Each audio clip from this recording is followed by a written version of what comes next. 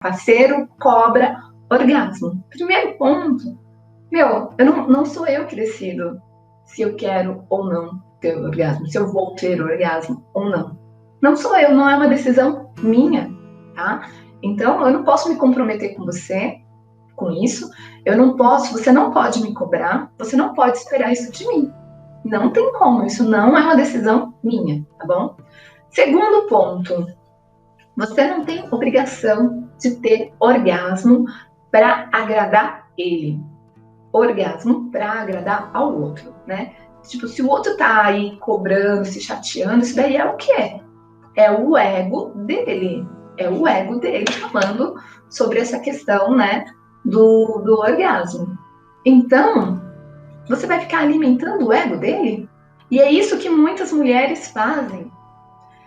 Muitas mulheres fingem orgasmo para fazer o parceiro se sentir bem, para fazer com que ele se sinta bem.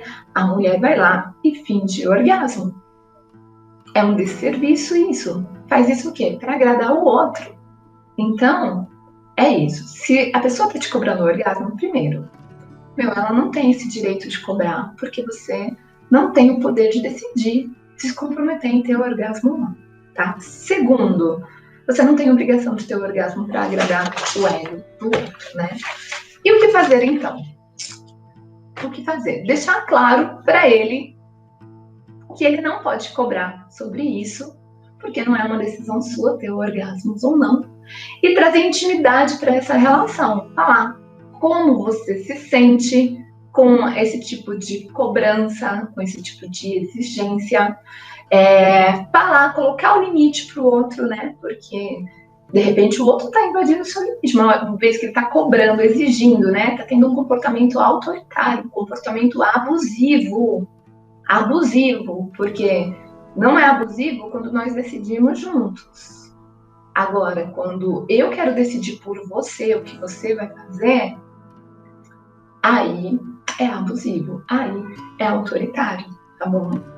Então, quando nós decidimos juntos, não é abusivo. Então, se ele tá tendo um comportamento abusivo, você tem que colocar o limite, falar, eu não aceito esse tipo de comportamento. Tá?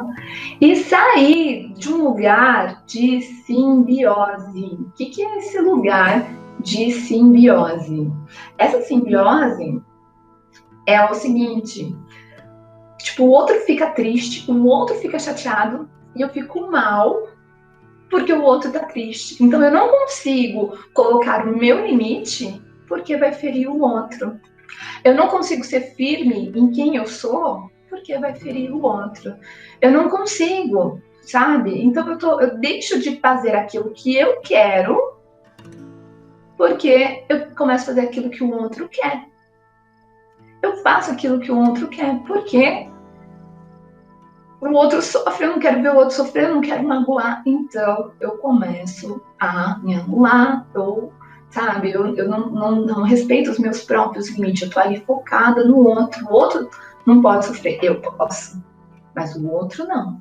Bom, então, tipo, numa relação, a gente só abre concessão, anotem isso.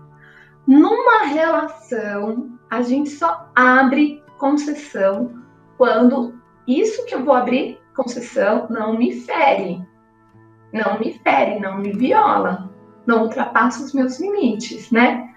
Se tem algo que é muito importante para mim e fere, e o outro tá falando que é o limite dele, poxa, de repente não é a relação, não é para ser, né?